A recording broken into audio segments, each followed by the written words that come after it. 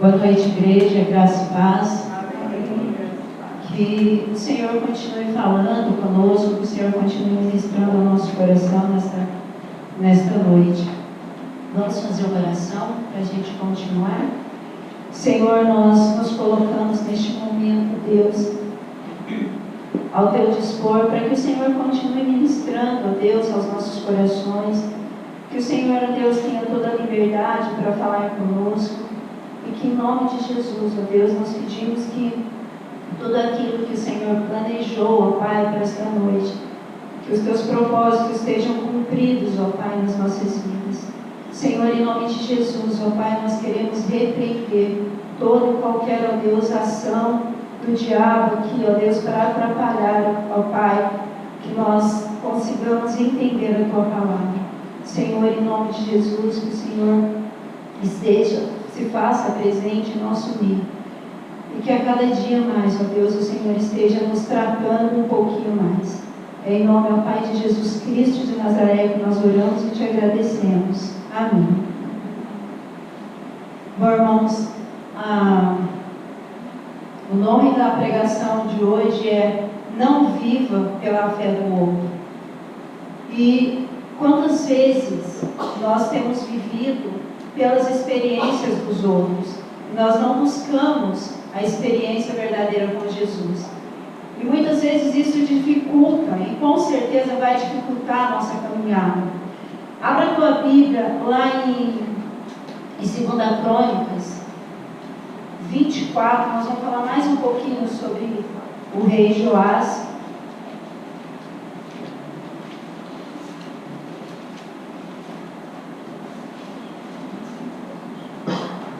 Segunda Crônicas, capítulo 24.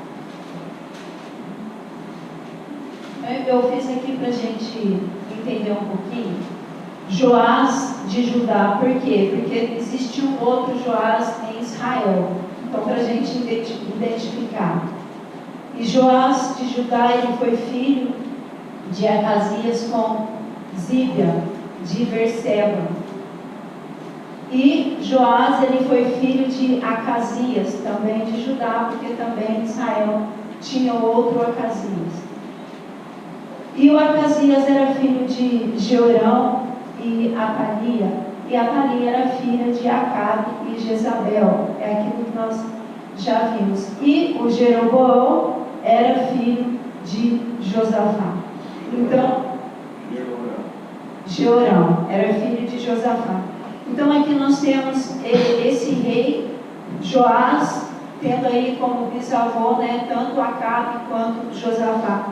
Diferentes, porque nós sabemos que Acabe foi um rei terrível aos olhos do Senhor, mas Josafá, ele foi um homem que amou o Senhor e andou conforme os caminhos do Senhor. E no versículo 2 diz assim: E fez Joás o que era reto aos olhos do Senhor todos os dias do sacerdote Joiadá. E aqui o nome Joás quer dizer mais profundamente, quer dizer aquele que Deus incendiou. Então Deus chama esse menino, né, de 7 anos para incendiar Israel depois de um período de apostasia. Então ele chama Joás para restaurar ali o templo, para restaurar a comunhão. Tanto Joás quanto Joiadá, que era um sacerdote, ambos fizeram uma aliança com Deus e eles eram muito fiéis ao Senhor. E na época quando eles estavam reconstruindo o templo, havia uma confiança tanto do rei quanto do sumo sacerdote na população, porque eles viam que ali houve realmente um estado de avivamento espiritual no meio do povo.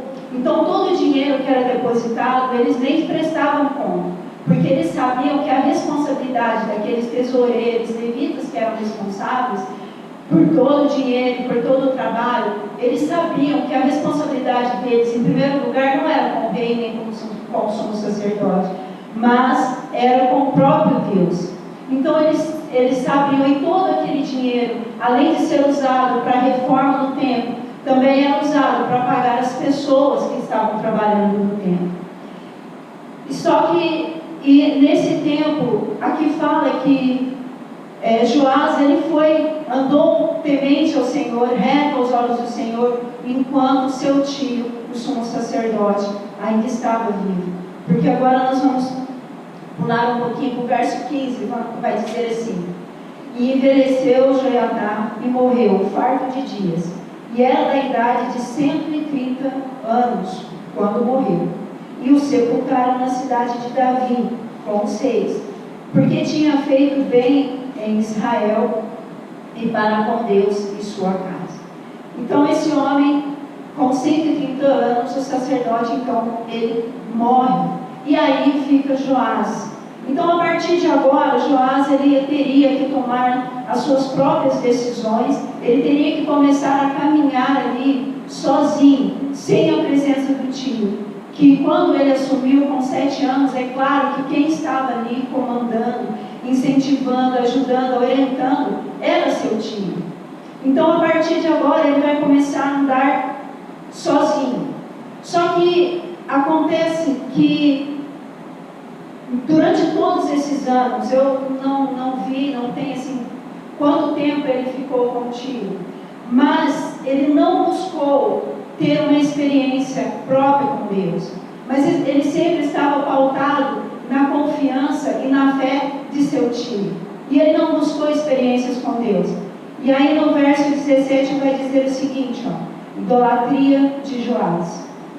Então aquele rei que andou, ele governou por 40 anos em Israel, ele morreu com 47 anos.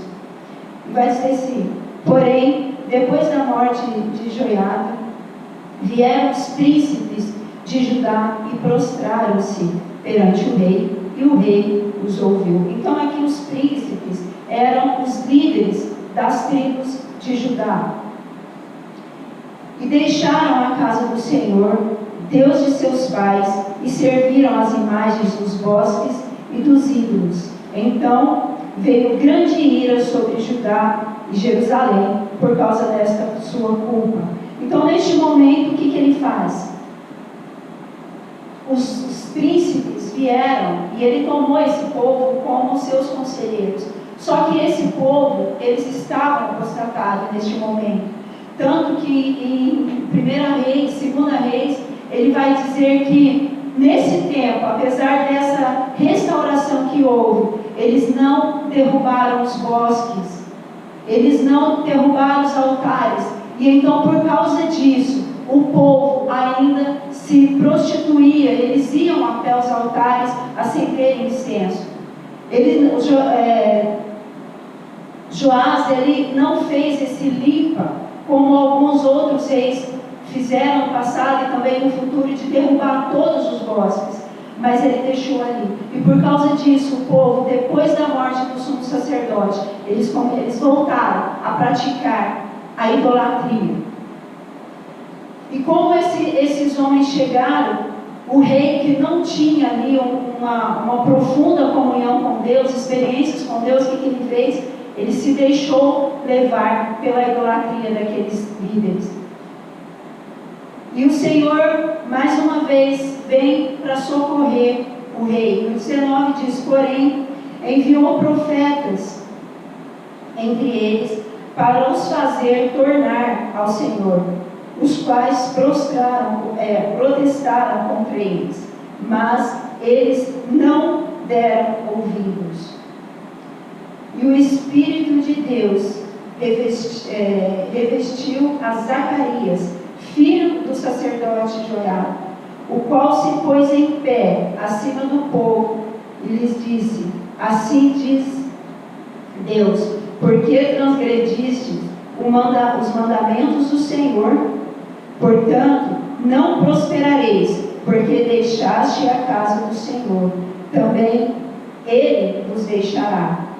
E eles conspiraram contra ele, o apedrejaram com pedras, por mandato do rei, no pátio da casa do Senhor.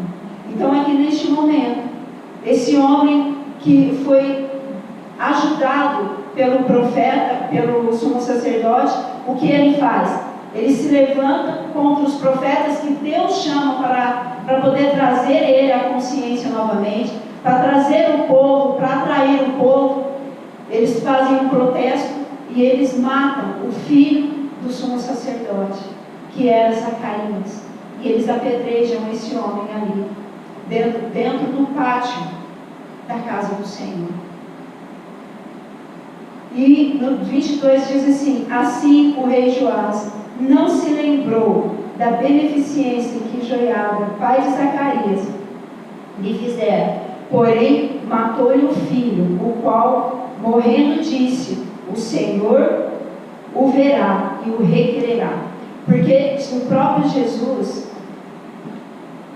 em Mateus 23, 34, Jesus disse o seguinte: portanto, eis que eu vos envio profetas, sábios e escribas, e a um deles matareis e crucificareis, e a outros deles açoitareis nas vossas sinagogas, e os perseguireis de cidade em cidade, para que sobre vós caia todo o sangue justo que foi derramado sobre a terra.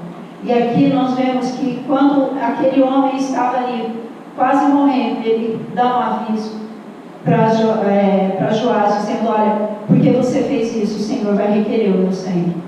Porque era o sangue de um justo. Ele estava fazendo aquilo que Deus estava falando. E Jesus também, nesse capítulo, ele continua dizendo, né? Ah, Jerusalém, Jerusalém, que mata os seus profetas e apedreja aqueles que são enviados. Quantas vezes eu quis acolher vocês, como a galinha acolhe o pintinho, e vocês não quiseram. E o Senhor nessa noite diz para nós: quantas vezes nós temos buscado essas experiências com o Senhor?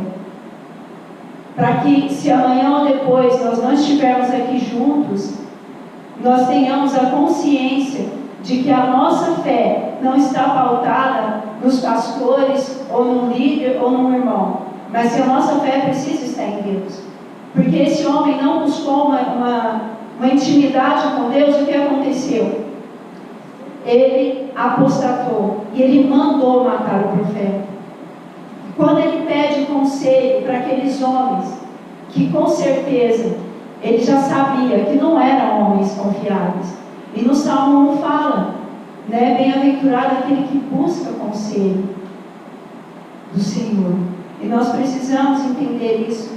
E aí aqui no 23 diz o seguinte: e sucedeu que no decurso de um ano, que o exército da Síria subiu contra ele, e vieram a Judá e a Jerusalém, e destruíram dentro do povo todos os príncipes do povo, e todos os seus despojos enviaram a rei de Damasco.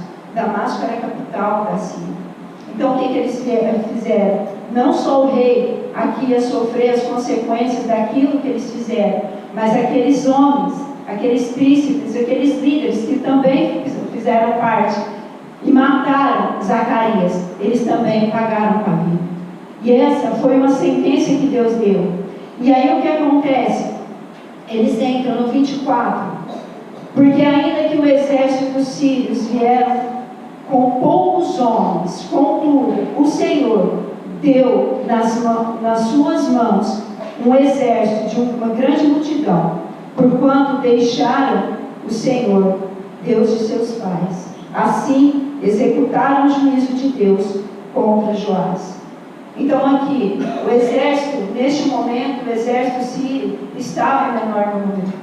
Mas o que o Senhor fez? O Senhor entregou o exército de Israel nas mãos do exército sírio, para que a palavra do Senhor se cumprisse. Porque Joás havia se afastado. Será que vai precisar isso acontecer na minha vida ou na sua vida? O Senhor trazer esse grande castigo para que nós possamos nos posicionar diante dele? Será que nós temos caído constantemente porque não temos buscado a presença constante do Senhor? E não buscar realmente falar: Senhor, me dê essas experiências com o Senhor. Não permita que eu caia. Não permita que eu fique só pautada naquilo que eu ouço, nos testemunhos do outro, mas que eu busque essa experiência contigo.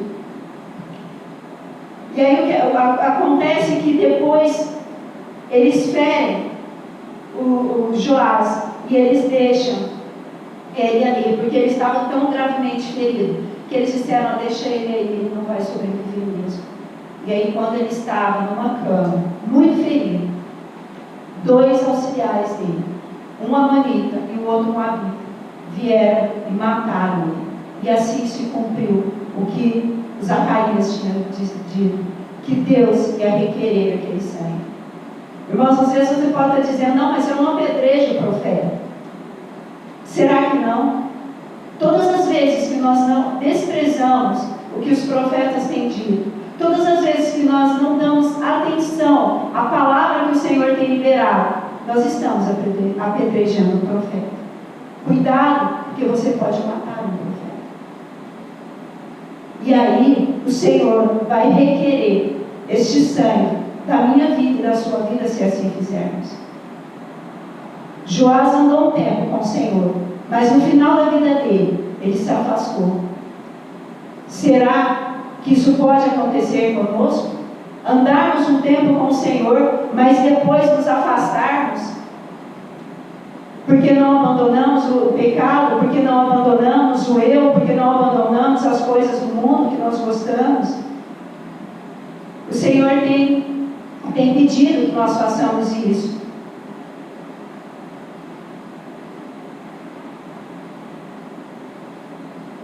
E em Provérbios, abre aí a sua Bíblia, em Provérbios 3.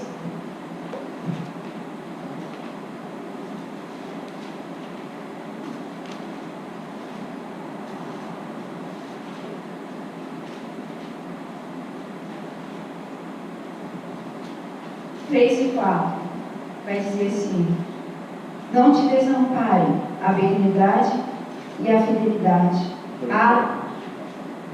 Provérbios 3 e 4.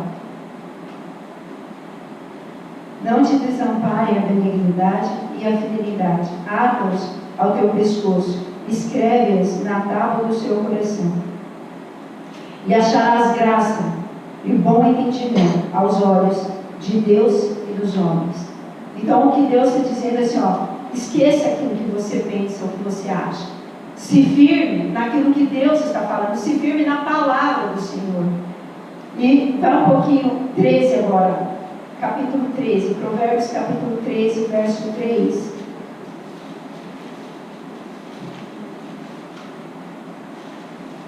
Olha o que vai acontecer se continuarmos desprezando os avisos de Deus.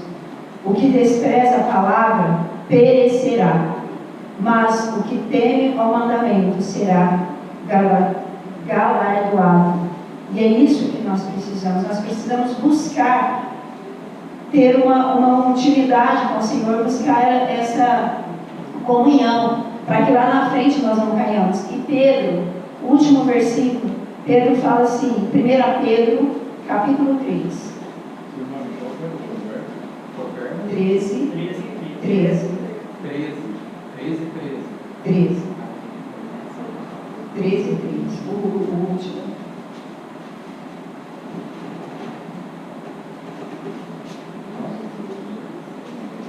Primeira Pedro, capítulo 3.